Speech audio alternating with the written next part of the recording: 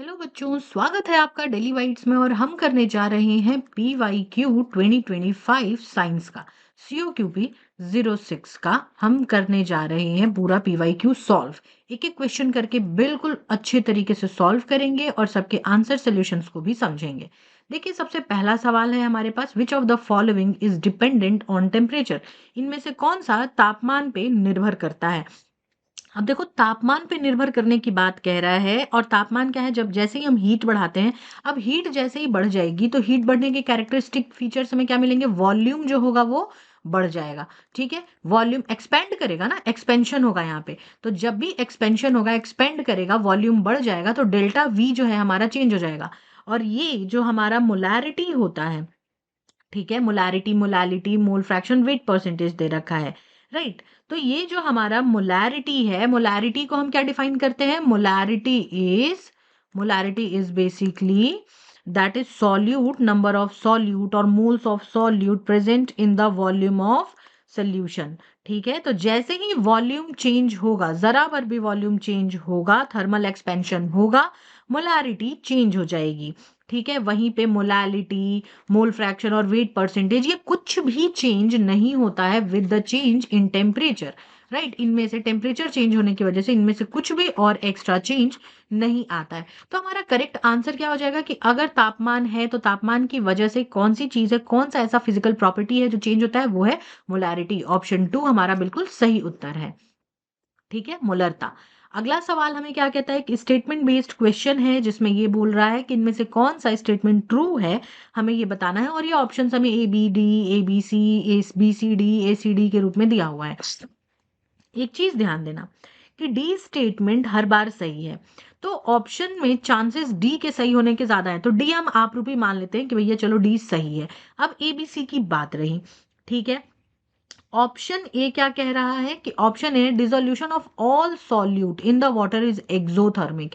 Exothermic का मतलब क्या है, हिंदी में अगर हम देखें तो ऊष्मा छेपी, यानी कि ऊष्मा रिलीज कर रहा है, हीट रिलीज कर रहा है, एक्सोथर्मिक, हीट बाहर जा रही है। बट हर बार नहीं होता। अगर NH4Cl को वाटर के साथ रिएक्ट कर दे तो ये इंडोथर्मिक होगा। हीट ये रिलीज नहीं, एब्जॉर्ब करेगा। तो ये ऑप्शन हमारा वैसे ही गलत हो गया है। ठीक है, ऑप्शन ए हमारा गलत हो गया। तो अब देखो, ये ऑप्शन और ये ऑप्शन दोनों गायब हो गया, ये भी गायब हो गया, तीनों में ए है तो वैसे ही गायब हो गया। तो ऑप्शन 3 हमारा BCD सही हो जाएगा। तो बी और सी स्टेटमेंट को भी देख लेते हैं।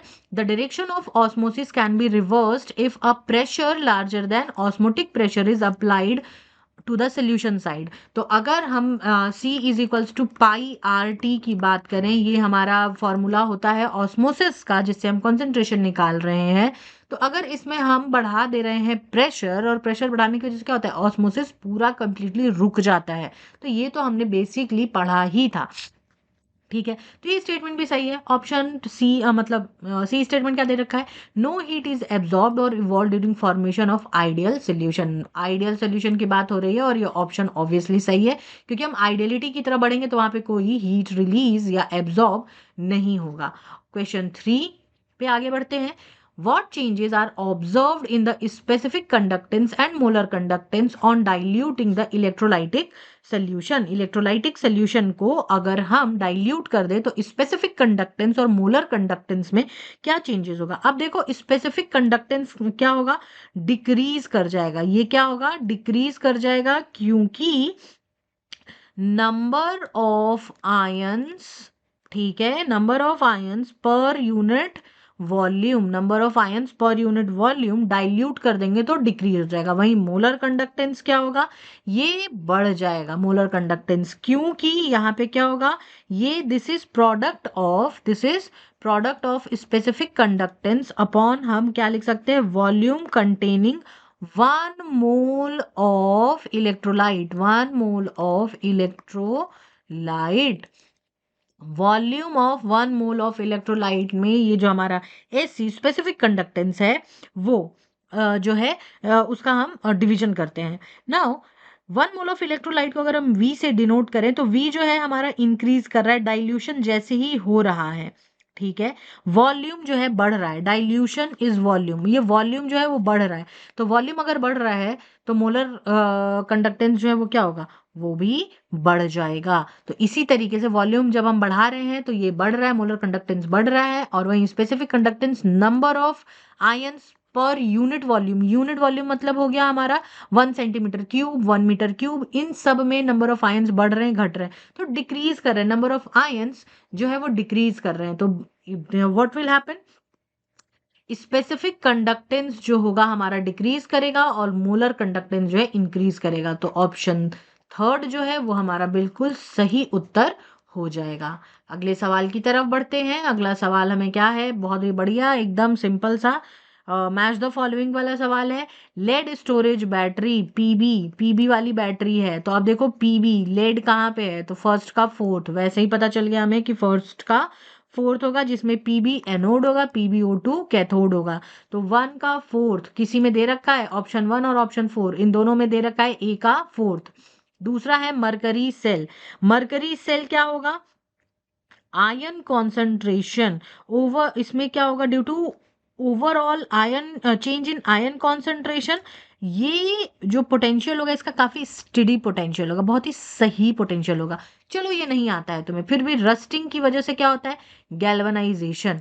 D का 2, अब D का 2 किसका किसका ऑप्शन दे रखा है, इन्हीं दोनों का दे रखा है। ए हमें फोर्थ पता चल गया है, D का 2 पता चल गया है, तो ऑप्शन ए हमारा जो फर्स्ट वाला है वो सही उत्तर बन गया।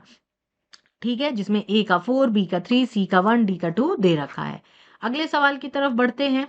अगला सवाल है कि फर्स्ट ऑर्डर रिएक्शन है जहां पे रेट कांस्टेंट हमें दे रखा है, तो हमें हाफ लाइफ ऑफ रिएक्शन निकालना है। तो K की वैल्यू हमें दे रखी है, हाफ लाइफ निकालना है, तो हाफ लाइफ का फॉर्मूला होता है T12 = 0.693 ठीक है। तो अब 0.693 अपॉन 5.5 इंटू 10⁻⁻14, माइनस है इसका मतलब ऊपर जा सकता है ये, 0.693 इंटू 10⁻14 अपॉन 5.5।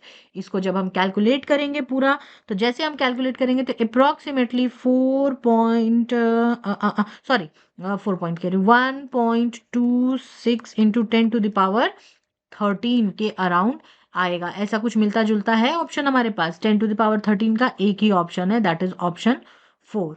सो ऑप्शन 4 हमारा सही उत्तर हो गया। अगले सवाल की तरफ प्रोसीड करते हैं।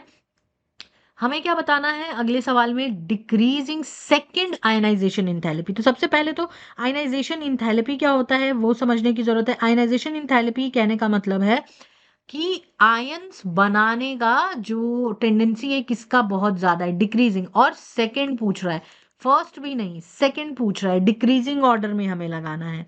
ठीक है, तो जो सेकंड आयनाइजेशन इंथैल्पी होगा अगर हम कंसिडरेशन करें, तो ये जो हमारा क्रोमियम है, क्रोमियम क्या बन जाएगा, हाफ फिल्ड बन जाएगा। जैसे ही 24 है, अगर इसको हम हुन्स रूल के थ्रू लिखें 1s2 2s2 ऐसे करके लिखें, तो हम लिख सकते हैं इसको आर्गन D5। ठीक है, स्टेबल हो गया, बहुत ही स्टेबल हो गया।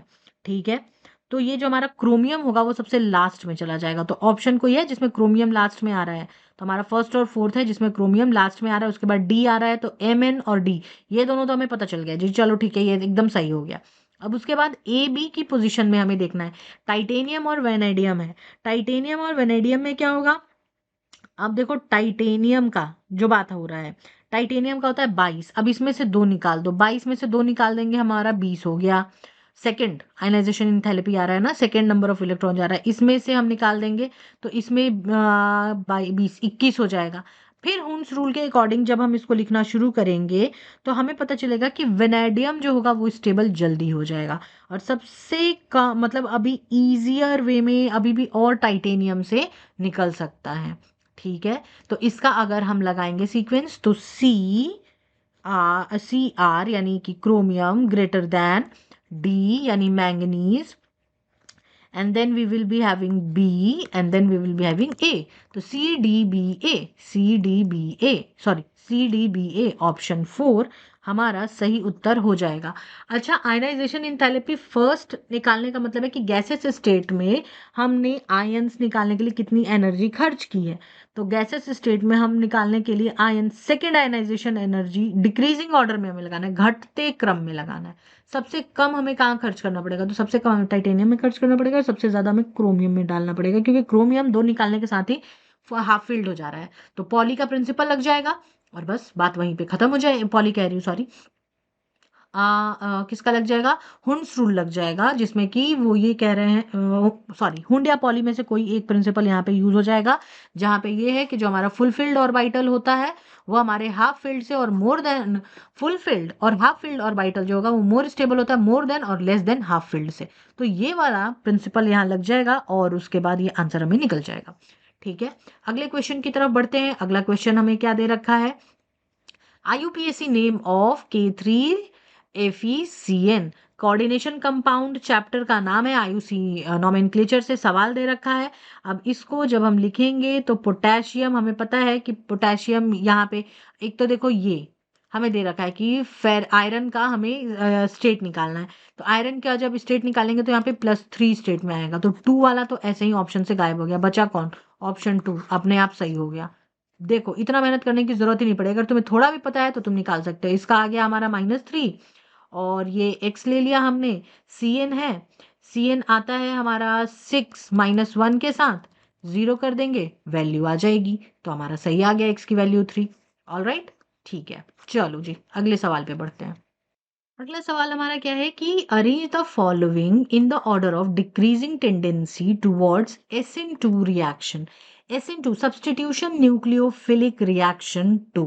ठीक है, सब्स्टिट्यूशन न्यूक्लियोफिलिक, यानी कि कुछ तो न्यूक्लियोफाइल का यहाँ पे हिसाब किताब चल रहा होगा, जिसमें कि स्टेरिक हिंड्रेंस को हम चेक कर रहे होते। स्टेरिक हिंड्रेंस को हम सबसे ज्यादा प्रायोरिटी पे रख करके चेक कर रहे होते, जिसमें कि प्राइमरी और सेकेंडरी फिर टर्शियरी ऐसे हो रहा होता है कि स्टेरिक हिंड्रेंस जिसमें कम होगा उसमें न्यूक्लियोफिलिक एडिशन सबसे ज्यादा होगा।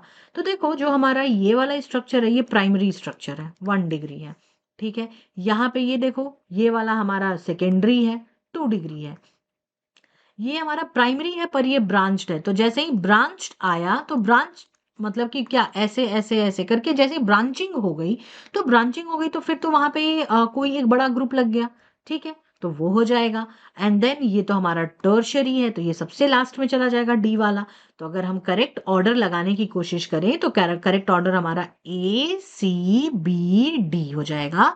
दैट इज ऑप्शन ए बिल्कुल सही हो जाएगा। स्टेरिक हिंड्रेंस हम चेक करते हैं। स्टेरिक हिंड्रेंस कहने का मतलब है कि यहाँ पे जैसे हमने करा CH3 का, ओह सॉरी, CH3 अगर जैसे ही आ गया तो यहाँ पे स्टेरिक हिंड्रेंस बढ़ जाएगा। ठीक है, देन नेक्स्ट सवाल है हमारा किस बारे में, देखिए नेक्स्ट सवाल है इनैंशियोमर्स के बारे में कि इनैंशियोमर्स में क्या होता है। तो इनैंशियोमर्स में सिर्फ rotation of light, plane polarised light जो होता है वो डिफर होता है, अदरवाइज सभी कुछ उसका इनैंशियोमर का boiling point, melting point, solubility, ये सारी चीजें सब कुछ सही होती हैं। सो ऑप्शन 2 हमारा बिल्कुल सही उत्तर हो जाएगा। अगले प्रश्न की तरफ बढ़ते हैं। Again my favourite, match the following आ गया। अब मैच द फॉलोइंग में सबसे पहला है मेथनॉल एथेनॉल। इसका हम इस्तेमाल किस चीज के लिए करते हैं, तो इसका इस्तेमाल हम आयोडोफॉर्म टेस्ट के लिए करते हैं। देन वी हैव फिनॉल और साइक्लोहेक्सेनॉल। इसको हम, इन दोनों के बीच में अगर हमें डिफरेंशिएशन जानना है तो हम फेरिक क्लोराइड से जान सकते हैं। देन टर्ट ब्यूटाइल अल्कोहल और एन ब्यूटाइल अल्कोहल, और अल्कोहल है तो alcohol has to go with sodium metal. ठीक है, directly, sorry, alcohol has to go with Lucas reagent. आपने प्राइमरी टर्शियरी सेकेंडरी जो अल्कोहल है उसको जब डिफरेंशिएट करते हैं, रेड कलर का कलर आ रहा है या नहीं उस चीज के ऊपर लेकर के चलते हैं, तो ल्यूकास रिएजेंट का हम सबसे ज्यादा इस्तेमाल करते हैं।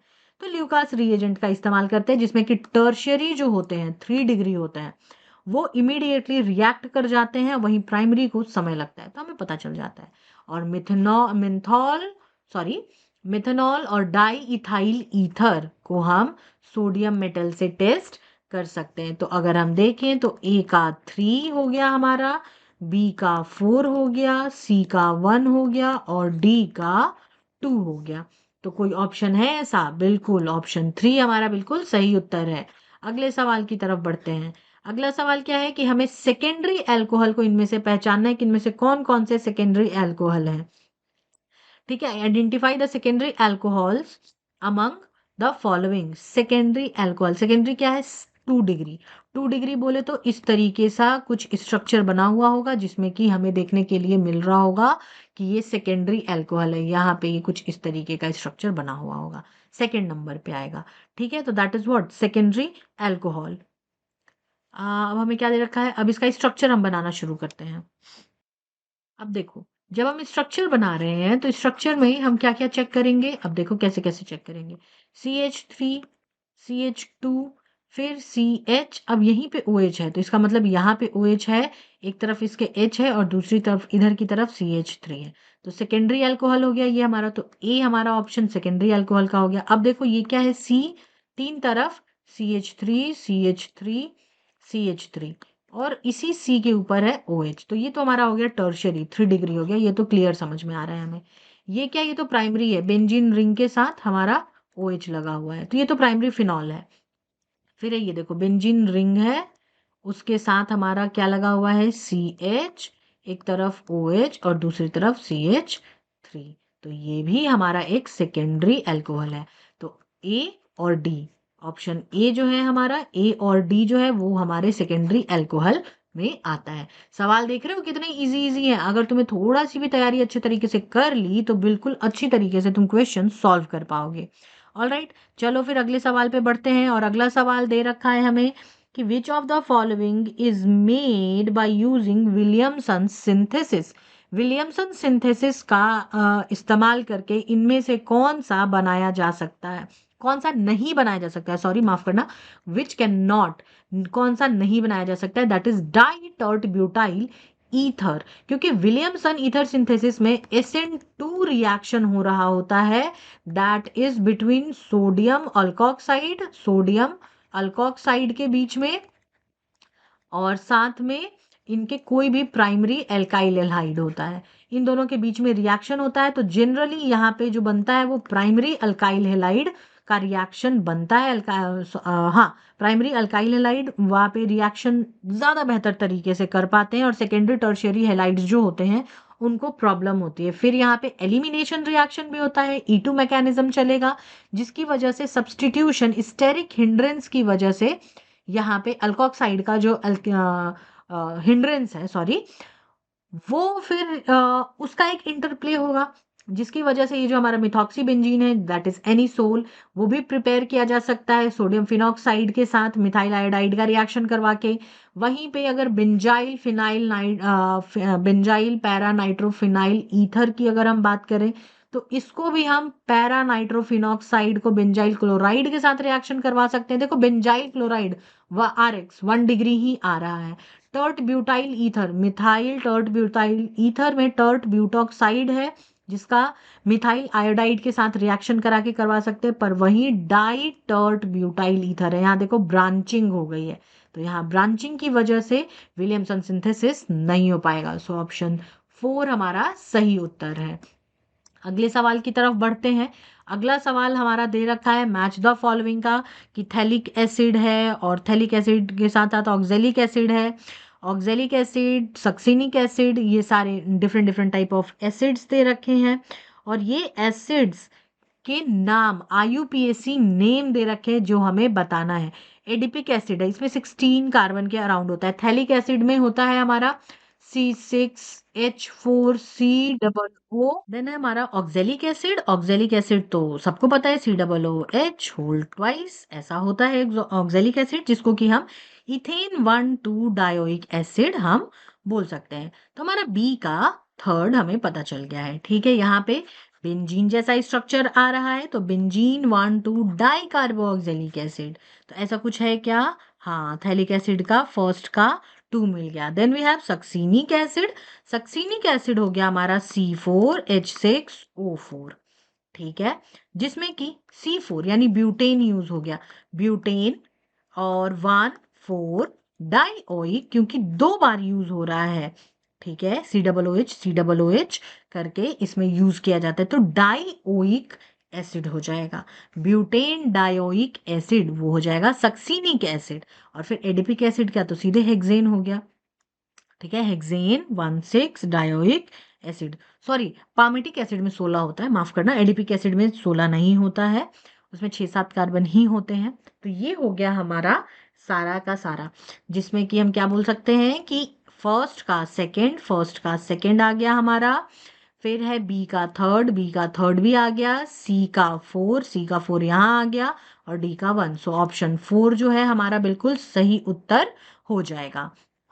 अगले सवाल की तरफ बढ़ते हैं। अगला सवाल हमारा है किस बारे में, कि मिथाइल कीटोन्स।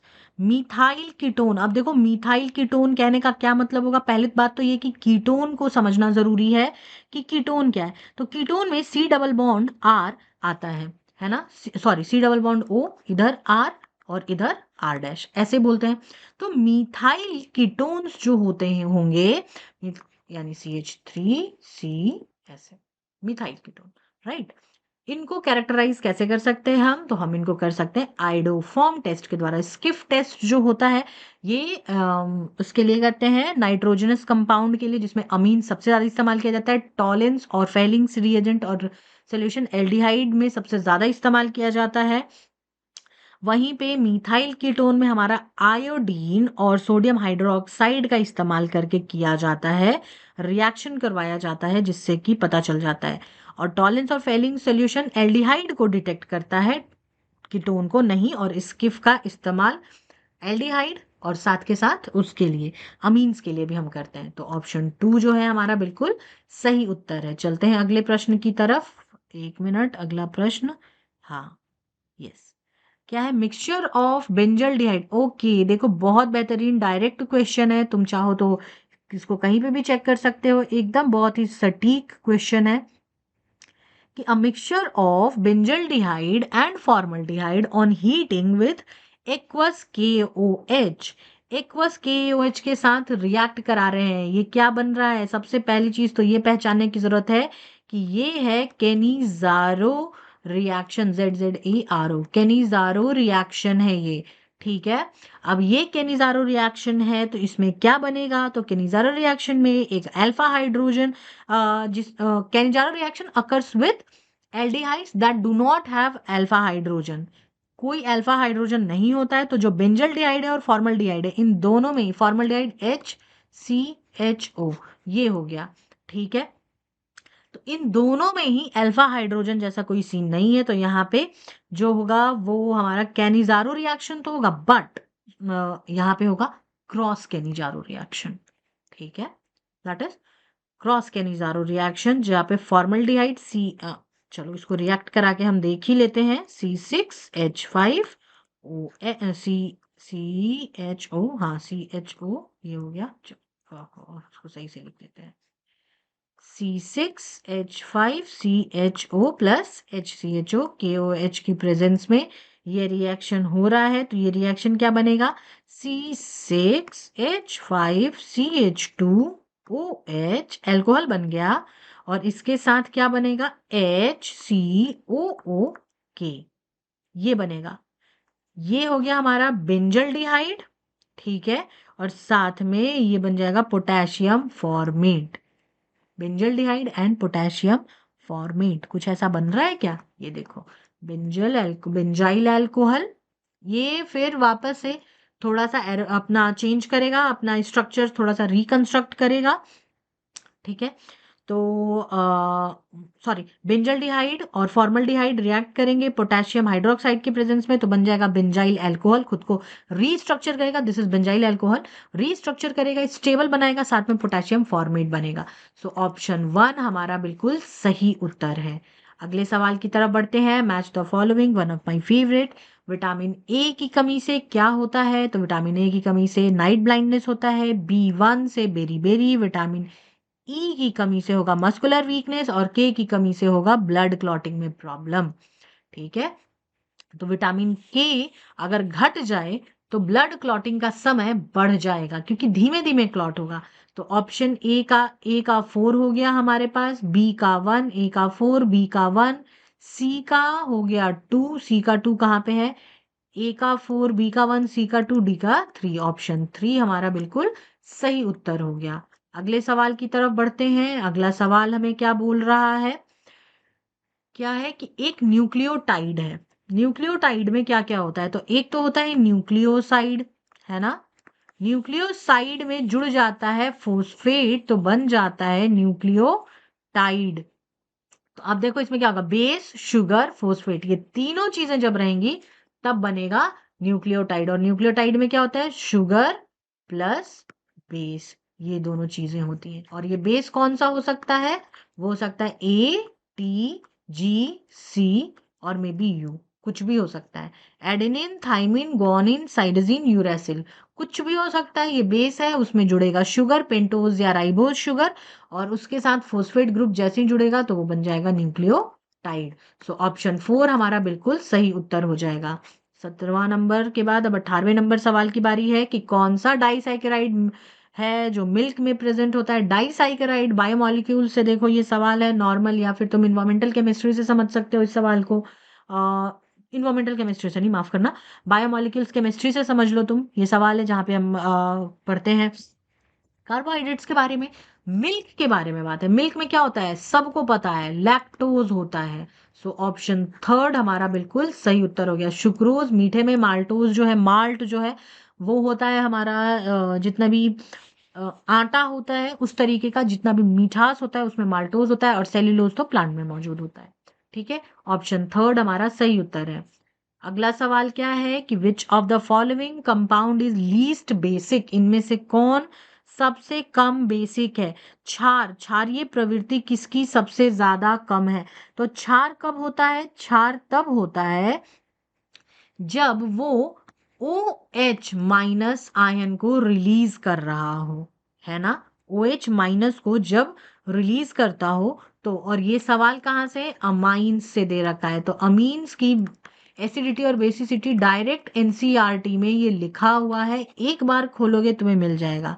ठीक है, डिटरमाइंड बाय द, और अमीन्स की जो बेसिसिटी है that is determined by availability of lone pairs, lone pair on nitrogen. ठीक है, नाइट्रोजन के ऊपर कितने लोन पेयर मौजूद हैं उससे डिपेंड करता है कि नाइट्रोजन कितना जो है वो बेसिक हो सकता है। NH3 बहुत बेसिक होगा क्योंकि इसके बड़े ही इजीली अवेलेबल है। यहाँ पे एक ग्रुप है तो लोन पेयर को थोड़ा खींच के रखेगा, यहाँ पे एक और ग्रुप है वो थोड़ा खींच के रखेगा, और ये देखो बड़ा ग्रुप है, R ग्रुप इसके पास बहुत बड़ा है तो ये ज्यादा स्टेबलाइज करके रखेगा। इसके पास छोटा है, ये इससे कम करेगा। सबसे ज्यादा कौन करेगा स्टेबलाइज, एन को अगर हम देखें तो इस तरीके से इसका 2 बनता है हमारा लोन पेयर। ठीक है, अब इसमें एक हमारा ये जुड़ा हुआ है बेंजीन रिंग, स्टेबलाइज कर देगा उसको, और स्टेबलाइज जैसे ही होगा वो लीस्ट बेसिक हो जाएगा। तो ऑप्शन 3 जो है दैट इज बेंजाइल अमीन, वो हमारा बिल्कुल सही उत्तर हो जाएगा। बेंजाइल अमीन और एनिलीन बेसिकली, जिसमें कि इलेक्ट्रॉन विड्रॉइंग ग्रुप सबसे ज्यादा है, एक्टिवेटेड इलेक्ट्रॉन विड्रॉइंग ग्रुप है। तो लोन पेयर ऑफ नाइट्रोजन जो होगा वो पार्टिसिपेट करेगा रेजोनेंस में रिंग के साथ, स्टेबलाइज हो जाएगा, डिलोकलाइज हो जाएगा, तो ये लीस्ट बेसिक हो जाएगा। सो ऑप्शन 3 हमारा बिल्कुल सही उत्तर है। अगले क्वेश्चन की तरफ बढ़ते हैं। विच of the following will not show coupling reaction with benzene diazonium chloride. अब क्या थोड़ा भी क्लास 12 याद आ रहा है, जहां पे कि आपने पढ़ रखा था अमीन्स के बारे में। तो जैसे ही अमीन के बारे में आपने पढ़ा था तो आपको याद होगा कि वहां पे डाई एजो सॉल्ट्स के बारे में, डाइएजोटाइजेशन के बारे में आपने पढ़ा होगा। तो कपलिंग रिएक्शन जो भी होगा, coupling reaction is a reaction between a diazonium salt, diazo salt, है ना, और एक कोई भी एरोमेटिक कंपाउंड, कोई भी एरोमेटिक कंपाउंड होता है उसके बीच में इलेक्ट्रोफिलिक सब्स्टिट्यूशन होता है, और ये पूरा रिएक्शन कंप्लीट होता है और एजो डाइज बनाते हैं। एनसीईआरटी में अगेन दिया हुआ है लेफ्ट हैंड साइड में, आप वापस से चेक करना, पढ़ना, आपको मिल जाएगा। तो कौन सा शो नहीं करेगा, तो वो है बेंजाइल एल्कोहल, क्योंकि यहाँ पे हाइड्रोक्सिल ग्रुप है जो कि साइड चेन से अटैच्ड है, डायरेक्टली बेंजीन रिंग से अटैच नहीं है। बाकी सब में डायरेक्ट बेंजीन रिंग से अटैच्ड ये स्ट्रक्चर है। तो ये सारे कपलिंग रिएक्शंस शो करेंगे, ये बेंजाइल अल्कोहल नहीं करेगा। ऑलराइट, सो ऑप्शन 4 हमारा बिल्कुल सही उत्तर है। अगला सवाल क्या कह रहा है हमें कि पोजीशन वेक्टर। अब देखो फिजिक्स के क्वेश्चन आ गए यहाँ पे हमें कि if R is position vector, वापस से देखना, if R is position vector तो कर्ल आर क्या होगा। कर्ल आर के बारे में बोल रहा है कि आर जो है एक पोजीशन वेक्टर है, तो आर को हम लिख सकते हैं एक्स आई, आई पोजीशन, वाई जे, जे पोजीशन, और जेड के, एक्स वाई जी एक्सिस में लिख दिया। ठीक है, इन तीनों एक्सिस में लिख दिया हमने। अब कर्ल आर बोल रहा है, तो कर्ल आर अगर हम निकालना शुरू करेंगे इसका कभी भी, तो F is equals to P I Q J and R K, हमने एक नंबर अटैच कर लिया है। ठीक है, तो किसी भी वेक्टर फील्ड का अगर हम निकालेंगे कार्टेशियन प्लेन पे रखेंगे तो कर्ल वेक्टर ऑफ पोजीशन, तुम इतना रहने दो, इतना मैथमेटिक्स करने की जरूरत नहीं है। कर्ल वेक्टर ऑफ आर कोई भी पोजीशन वेक्टर का 0 होता है, ऐसे याद कर लो। सो ऑप्शन 1 हमारा सही उत्तर है।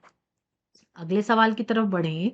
The electric field at a point inside a charged hollow spherical conductor, charged hollow, बंद है, हॉलो सॉरी बंद कह रही हूं, खाली है, हॉलो स्फेरिकल कंडक्टर है, there is a charged hollow spherical यानी गोलाकार स्फेरिकल कंडक्टर है जिसके अंदर का हमें चार्ज इलेक्ट्रिक फील्ड हमें बताना है। ठीक है, तो अकॉर्डिंग टू गॉस लॉ जितना भी हॉलो स्ट्रक्चर होता है उन हॉलो स्ट्रक्चर्स में जो इलेक्ट्रिक फील्ड होता है वो क्या होता है, 0। सो ऑप्शन 1 हमारा बिल्कुल सही हो जाएगा। ठीक है, और ऐसे ही कई सारे प्रश्न आपको एनसीईआरटी में भी मिलेंगे कि electric field inside any charged structure is 0। ठीक है, अगला सवाल बच्चों स्टेटमेंट से दे रखा है कि two parallel currents mutually attract, एक दूसरे को अट्रैक्ट करते हैं, which is a true statement, ये बिल्कुल सही है। पैरेलल है, इस तरीके से जा रहा है, वो अट्रैक्ट करेगा। एंटी पैरेलल है, उल्टा है, एक दूसरे के ऑपोजिट है, इधर और इधर इस तरीके से जा रहा है, ये म्यूचुअली अट्रैक्ट नहीं करता है, रादर ये रिपेल करता है, अट्रैक्ट की जगह रिपेल करता है, तो ये स्टेटमेंट फॉल्स हो गया हमारा। फिर क्या, two parallel currents mutually repel, अगर देखो पहला वाला सही है तो ये वाला तो गलत हो गया, तो पहला वाला सही, ये वाला स्टेटमेंट हमारा अगेन फॉल्स हो गया। एंड देन चौथा स्टेटमेंट क्या है, there is no force between two parallel currents, there is force of attraction between two parallel currents, तो ये भी हमारा फॉल्स स्टेटमेंट हो गया। तो टोटल हमारे फॉल्स स्टेटमेंट क्या क्या हो गए, B C D, B C D, option 4 हमारा बिल्कुल सही उत्तर हो गया। ठीक है, एक मिनट सॉरी, हाँ, अगले सवाल पे बढ़ते हैं। Mobility of charge carrier is given by, mobility moving जो भी कैपेसिटी है, drift velocity, yes basically drift velocity और ई इलेक्ट्रिक फील्ड का डायरेक्ट फॉर्मूला यहाँ पे रख दीजिए, हमारा आंसर हो जाएगा।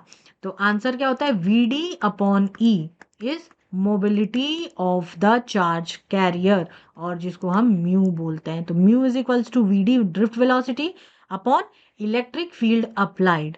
सो बाय डेफिनेशन ऑप्शन ए हमारा यानी फर्स्ट वाला आंसर सही हो जाएगा। ठीक है, अगला सवाल क्या है देख रखा हमें, consider the following statement about magnetic field lines, magnetic field lines के बारे में बात हो रही है, मैग्नेटिज्म के बारे में बात हो रही है, चुंबकीय क्षेत्र के बारे में बात हो रही है, दे इंटरसेक्ट ईच अदर, हमें इसमें से करेक्ट ऑप्शन चुनना है जो कि सही है। इंटरसेक्ट नहीं करते हैं, गलत हो गया स्टेटमेंट, तो ए वाला वैसे ही गलत हो गया। तो ए स्टेटमेंट जैसे ही गलत हुआ तो ये देखो, ये ऑप्शन ये ऑप्शन ये ऑप्शन, तीनों ऑप्शन गायब हो गया। तो कौन कौन सा सही है, ऑप्शन 4 हमारा आप रूपी सही निकल के आया, ये तो तुक्का था। अब ऑप्शंस देख लेते हैं, ऑप्शन सॉरी स्टेटमेंट देख लेते हैं। They tend to contract in length like stretch string, length like stretched string, बहुत लंबा सा stretch string, which is a true statement, this property explains between the opposite poles of magnet. और तीसरा statement है they tend to separate from each other in the direction perpendicular to their length. Again this is true, क्योंकि repulsion of two poles of the magnet can be felt like that. दो magnet को एक साथ रख के देखना, तुम्हें वो परपेंडिकुलर वाली चीज जो है ना 90 डिग्री का कोण बनाते हुए भागते हुए मैग्नेट समझ में आएंगे, जो फोर्स लगेगा उस पर वो। ठीक है। magnetic field line outside the magnet have their direction from north pole to south pole। Again ये तो सही है, तो BCD हमारा सही स्टेटमेंट हो गया। सो ऑप्शन 4 बिल्कुल सही है। ऑल राइट बच्चों, उम्मीद है आपको चीजें समझ आई होंगी। अब हम क्वेश्चन नंबर 26 से अगले उस वीडियो में बात करेंगे, देखना ना भूलें। तब तक अपना कोई डाउट, कोई कंफ्यूजन, कोई क्वेरी हो तो आप मुझसे इंस्टाग्राम के थ्रू जुड़ सकते हैं, and the handle is just right in front of you. Go there, text me, I'll be very happy to help. Until then, stay tuned, stay connected to Daily Bites. God bless you all.